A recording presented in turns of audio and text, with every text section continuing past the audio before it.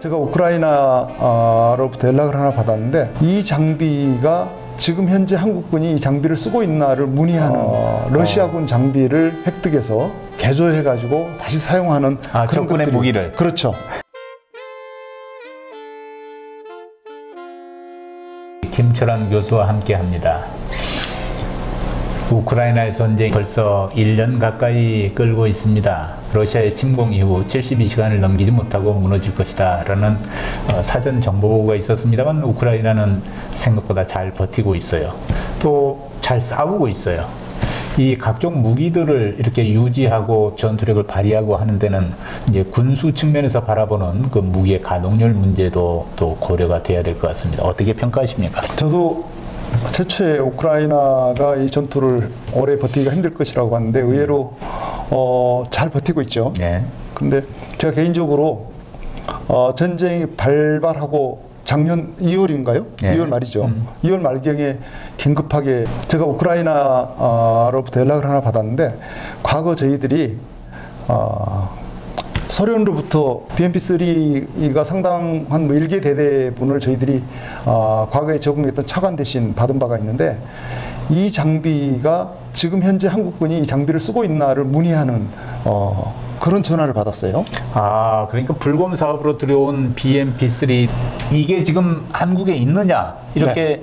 우크라이나 측에서 문의를 해왔다. 네, 굉장히 특이하지 않습니까? 네. 그래서 제가 이제 확인을 좀 했어요. 물론 이제 이 장비들 중에 일부는 실제 전투 부대에서는 모두 철수했어요. 철수하고 일부 지금 강원도에 있는 KCTC 훈련장에서 대항군용으로 쓰고 있더라고요. 네, BMP-3는 이제 보병 전투 장갑차예요. 네. 두 번에 걸쳐서 나눠서 한국에 들어온 걸로 제가 기억하는데 합이 한 70여 대 들어왔지 않나 그렇죠. 싶어요. 1개 대대가 그걸로 네, 무장했던 그건데 네. 그래서 제가 이제 궁금하잖아요. 이거를 왜 궁금해하는가라고 다시 물었더니 이 BMP-3의 원래 생산 공장 이게 엔진을 만들었던 그 실제 원 생산지가 우크라이나라는 것입니다. 그렇군요. 예. 예. 그래서 이 장비를 가지고 가서 지금 이 전투에 투입을 검토하는 것이었습니다. 그러니까 우리가 불용 장비로 지금 보유하고 있다는 사실을 알고 있었고 우크라이나에서 재생해서 쓰겠다고 하는 의사였군요. 그렇습니다. 그래서 이 친구들이 정비하고 그리고 이 무기를 생산하고 하는데 자신이 있구나. 제가 그런 생각을 했습니다. 물론 이제 저희들이 실질적으로 이걸 제공하려고 해도요. 당시 제공할 수 있는 수송수단이 여의치도 않았고 그리고 우리 정부가 우크라이나 전쟁에 개입할 여지가 있기 때문에 그런 면에서 전투 장비의 제공은 불가하다는 이 정책을 결정했죠. 그래서 이런 방침 때문에 실제로 이루어지지는 않았습니다만 그 당시에 우크라이나가 이런 군수 창고의 역할을 과거부터 해왔다 하는 것을 알 수가 있었습니다. 이 방송 보시는 우리 시청자들 중에 이제 그 밀리터리 매니어들이 많이 계신데 BMP-3는 상당히 획기적인 무기 체계였어요. 그 전에 장갑차들은 단순하게 보병을 전투원을 이렇게 이동시키는 차량 역할만 했다 그러면 BMP 시리즈 1, 2, 3가 나오면서 여기에 이제 전투 수행 체계를 탑재를 해서 관측하고 방어하고 공격하고 이런 체계화해서 이 이제 획기적인 그 전투력을 향상시킨 상당히 또 의미 있는 작품이었거든요. 병력 수송 차량이 아니고 전투 차량이었단 말이죠. 그래서 굉장히 우리는 스터디를 많이 했어요. 불검 사업으로 그거 가져가라 해서 들여왔는데 시큰둥하게 가져온 것 같아요. 네. 분위기가 당시 그랬어요. 그런데 그걸 와서 보니 이거 대단한 걸 보내준 거야. 그게 모태가 돼서 지금 이제 보병 전투 장갑차, 또 차세대 레드백, AS-21, K-21에서 AS-21 이렇게 명품 무기를 제작할 수 있는 기반이 되었다고 생각합니다. 도움이 됐죠. 네, 그리고 저희가 이제 여기서 한 가지 또 볼 수 있는 것은 BMP-3 이 장갑차들을 운용하면서 어려움을 저희들이 겪었던 거는 후속 군수전이 어려웠습니다. 그러다 보니까 자체적으로 저희가 부품 국산화도 많은 노력을 했는데요. 이게 쉽지 않거든요. 그래서 장기적으로 쓰다가 저희들이 이제 그걸 도태시키는 그 과정을 거쳤는데 이걸 마치 우크라이나에서 가져다가 다시 전투에 투입하려고 고민했다는 것이 제가 군수를 하는 입장에서 이 사람들이 군수에 대해서 뭐 본질을 좀 알고 있구나. 군수적인 마인드가 강하다는 생각을 했는데 이후에 우크라이나 전쟁을 보시면 러시아군 장비를 획득해서 개조해가지고 다시 사용하는 그런 적군의 것들이 무기를. 그렇죠. 그래서 현지 조달 원리가 적용되는 거죠. 저게 물건 하나는 내가 만든 거 10개에 버금간다 하는 어떤 이론을 적용하고 있는 거 아닌가 하는 생각을 하고 있습니다. 본래 우크라이나 사람들이 손재주가 좋은 사람들인가 봐요. 그런 것 같습니다. 그러니까요. 그리고 이제 장비라고 하는 것은 많은 숫자를 가지고 있다고 그게 반드시 높은 전투력을 발휘하는 것이냐 하는 데는 또 의문이 있어요. 가동률이 낮으면 아무것도 아니잖아요. 그렇죠. 궁극적으로 저희들이 장비의 숫자를 많이 가지고 있다는 것은 중요하지 않고요. 궁극적으로는 가동되는 장비를 많이 가지고 있는 게 중요하죠. 그렇겠죠. 예를 들면 뭐 돈이 많은 사람이 집에 차 10대를 가지고 있는 것보다 10대 중에서 7대만 가동된다 그러면 9대 가진 사람이 8대 가동하는 게 훨씬 나은 거죠. 그래서 어떤 장비를 가지고 있다 그러면 장비의 숫자보다 장비의 가동률이고 더욱 중요한 것은 어느 정도 지속적으로 그 가동률을 유지할 것이냐 하는 것이 더 중요한 것이죠. 전쟁 지속 능력도 결국은 장비 측면에서 이 가동률을 높이고 또 가동률이 떨어졌을 때 신속하게 정비해서 가동할 수 있게끔 해주는 뒤에 지원 시스템이 매우 중요하다고 생각되는데요. 그래서 박사님, 실제로 우리 한국군 군수가 가지고 있는 과제 중에 핵심 과제가 바로 그 부분입니다. 저희들이 전투 장비를 야전에 배치되면 제가 연대장이나 이런 전방에서 지휘관 할 때 보면 어떤 장비가 고장이 나서 후송이 가요. 이거 정비를 한다고 후송 가면 어떤 경우에는 임기 끝날 때까지 받지 못하는 경우가 많습니다. 맞아요. 그래서 도대체 이거 장비를 가져갔으면 대충 그걸 대신할 새로운 장비를 보급해 줘야 되는데 그렇지 않고 장비 자체가 사라진 다음에 내가 지휘관 임기를 마칠 때까지 오지 않는 장비, 그렇다 그러면 이게 도대체 군수가 제대로 지원되는 것이냐. 이 문제의 핵심에는 이 정비 능력이 있는 것입니다. 맞아요. 그래서 저희는 정비를 한다는 것은 정비를 할 수 있는 정비사, 그리고 정비 시설, 그리고 정비에 들어가는 수리부속을 확보하고 있어야 됩니다. 이런 몇 가지 정비 기술 능력이 이게 강하면 강할수록 우리가 어떤 장비가 고장나면 즉시 수리해서 쓸 수가 있는 것이죠. 이게 없는 군대는 실질적으로는 굉장히 무력한 군대, 그리고 무능력한 군대라고 저는 생각합니다. 그런 면에서 저희들이 한국군의 정비 능력을 향상시키기 위해서 대단히 노력을 해야 되는데요. 정비 능력이라는 것이 우리 군이 가지고 있는 정비 부대, 그 안에 있는 정비원들의 능력, 그리고 정비 시설, 그리고 필요한 수리 부속을 즉시 공급하는 능력입니다. 이 능력을 갖추는 것은 하루아침에 되는 것이 아닙니다. 그래서 이 부분에 대해서 한국군이 더욱더 많은 노력을 기울여야 된다라고 저는 사실 제가 현역 때도 주장을 많이 했는데 지금도 그 생각에 변함이 없습니다. 최근에 무인기 이협이 있었잖아요. 그렇죠. 지난 2017년에는 한 번 와서 알아서 추락했고, 그리고 지난 연말에 12월 26일이었던가요? 네. 서울의 하늘을 뒤덮고 돌아갔어요. 그리고 지난번에 그 어딘가요? 그 동해에 그 목선이 와서 그건 한 2019년이었군요.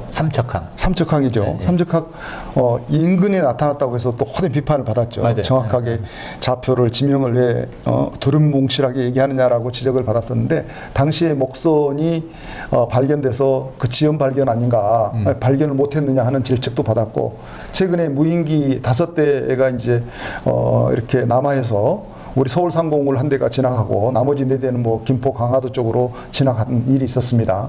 따라서 여기에 대한 대비책으로 최근에 나온 대비책을 보니까 예산을 확보하는데 뭐 5천억 뭐 예산을 추가로 확보해서 대비책을 수립하겠다고 그래요. 근데 과거에 이 삼척항에서 발견된 목선의 경우에는 목선을 이렇게 조기에 발견하기 위해서 해양 경계력을 강화한다고 해서 당시에 약 20억 정도의 예산을 투입했습니다. 당시에 이제 노후화된 TOD라든가 그걸 하겠다고 그러는데. 그러니까 목선이 삼척항 들어온 이후에 네. 대비책을 보완한다 해서 추가 투입된 것이 216억인가요? 그래서 약 200억 정도라고 볼 수 있죠. 그래서 제 생각에는 그 목선이 1,000만 원 정도 될 것 같은데, 그 1,000만 원짜리 목선 하나가 들어와서 저희들이 투입한 예산이 200억이라 그러면 이거는 2,000배 아닙니까? 그렇죠. 2,000배 대비책을 수립했고 지금 무인기가 들어와서 저희들이 또 대비책으로 뭐 5천억 이런 얘기를 하고 있는데요. 이게 국방비의 가성비 측면에서 저희들이 이런 식의 수세적인 작전 개념을 유지하고 또 한편으로는 완벽하게 물샐 틈 없이 국방 안보를 대비한다는 이 개념하에서는 이게 하루 이틀 일이 아닙니다. 과거에도 그랬고 계속 반복되는 것이죠. 그래서 이런 식의 국방비 운용에 대해서 저는 이게 스마트한 것인가 하는 의문을 갖고 있습니다. 철통 같은 방어 태세, 물 셀 틈 없는 경계. 이건 스마트하지 않습니다. 저는 그래서 이런 주제를 가지고 군사 전문가들이 토의를 할 필요가 있다고 봅니다. 사실 국민들의 입장에서는 불안한 것은 불안한 것이죠. 왜 그걸 조기에 발견 못했느냐. 그 대비책은 무엇이냐 질문할 수 있습니다. 그런데 군을 책임지는 전문가들은 사실 물 셀 틈 없는 이러한 용어, 그리고 이게 좀 과장된 용어 아닙니까? 이런 개념에 휘둘리지 말고 정확하게 우리가 가진 예산을 가장 효율적으로 사용하는 방식에 대해서 고민하고 그걸 국민에게 설득할 필요가 있다. 이렇게 생각하고 있습니다. 물론 치명적인 위해를 당하면 안 되죠. 그런데 언제라도 이제 도전은 있는 겁니다. 그렇다고 그걸 막기 위해서 그야말로 말 그대로 아이언돔을 우리한테 씌울 수는 없잖아요. 올 수도 있고 뚫릴 수도 있는데 그 이후에 나이스하게 대처하고 대응하는가 하는 문제가 이제 중요하지 않겠어요. 그러니까 이제 군수 또 대비 그리고 이제 자원의 투입 이런 문제를 어느 수준까지 할 것이냐 하는 그 합리적인 선을 결정하는 문제가 현명한 정책 수립가들이 이제 해야 될 문제겠죠. 저희들도 그런 분야에 대해서는 여기서 수 박사님하고 저하고 얘기도 하고 그래서 저희들이 감수해야 될 위험은 어느 정도인가, 어떤 것을 감수할 것인가, 아니면 어떤 걸 더 보강할 것인가 하는 것은 정책의 우선순위가 될 수도 있고 전략적인 판단이 될 수가 있는데 지금 현재 우리 군이 이런 전략적인 판단, 우선순위를 결정하는 것에 대해서 좀 열린 토론을 하고 합리적인 연구를 좀 했으면 좋겠다는 생각을 하고 있습니다. 그러니까 이제 신뢰를 받고 성숙해 있으면은 국민의 여론의 지지를 받기 때문에 다소 그런 게 있더라도 흔들리지 않게 되는 거예요. 그러니까 이제 지지받고 지지도가 높은 정부의 정책 그리고 또 국민의 신뢰 이런 것들이 뒷받침되면 국방도 훨씬 효율적으로 할 수 있다는 뜻이겠죠. 만약에 공세를 유지하고 교란을 시키고 뭔가를 도발을 하는 놈이 장땡이라면 방어하는데 엄청난 돈이 들어간다면 규칙 안 지키는 놈을 살만 나게 해주는 꼴이 되는 거 아니겠어요? 그렇죠. 네. 그러니까 그놈을 응징해야 되는데 왜 그놈한테 휘둘리냐고. 그런 면에서 이게 이 안보 딜레마라고도 할 수가 있죠. 딜레마죠. 우리 수 박사님이 또 그런 청와대에서도 근무하셨고 했기 때문에 이런 분야에 대해서 좀 보다 많은 사람들과 모여서 토론할 수 있는 기회가 있으면 좋겠습니다. 그러니까 우리 이제 국민이 토론을 활성화하고 여론도 이제 지지를 받을 수 있도록 자꾸 오픈해서 이야기하고 고민을 드러내고 지혜를 모으고 하는 작업이 정책 수립 과정에 수도 없이 이렇게 반복이 돼야 되는 거예요. 그래야 감내할 수 있는 수준이 어디까지고 우리가 너무 무리하게 철통을 만들 필요는 없다. 하는 것을 설득하고 과거에 이해시키고. 수 박사님 북한의 금강산 댐 건설한다고 해서 그렇죠? 저희들이 그걸 이협으로 과장하면서 나중에 임남댐. 우리 대비책으로 평화의댐 만들고 해서 그때 이런 이협은 항상 좀 과장될 가능성이 높은데요. 그런 것을 사실을 직시하지 않고 이협을 과장함으로써 이렇게 그 당시에 온통 난리였지 않습니까?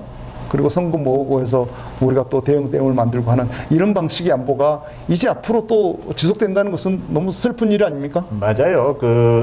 금강산댐, 소위 임남댐의 수공이 이 서울 시민한테 미칠 위협 같은 거를 이렇게 과장을 해놓으면 이제 얻을 수 있는 정치적 이익이 있었기 때문에 안보가 정치에 이용되는 아주 대표적인 케이스 중에 하나가 아닌가 싶어요.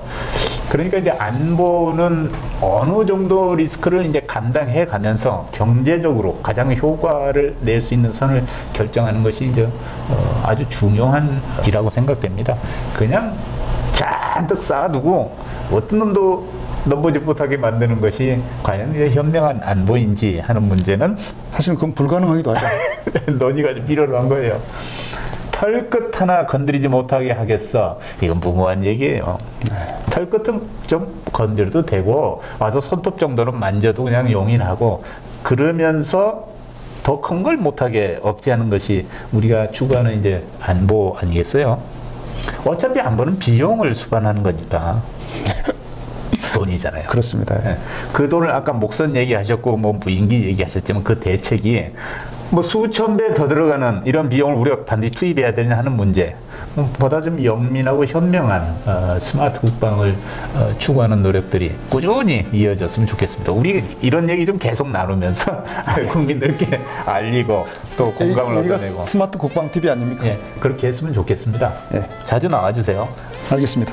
고맙습니다. 오늘 김철환 교수 모시고 군수, 스마트 군수 얘기 들어봤습니다. 고맙습니다.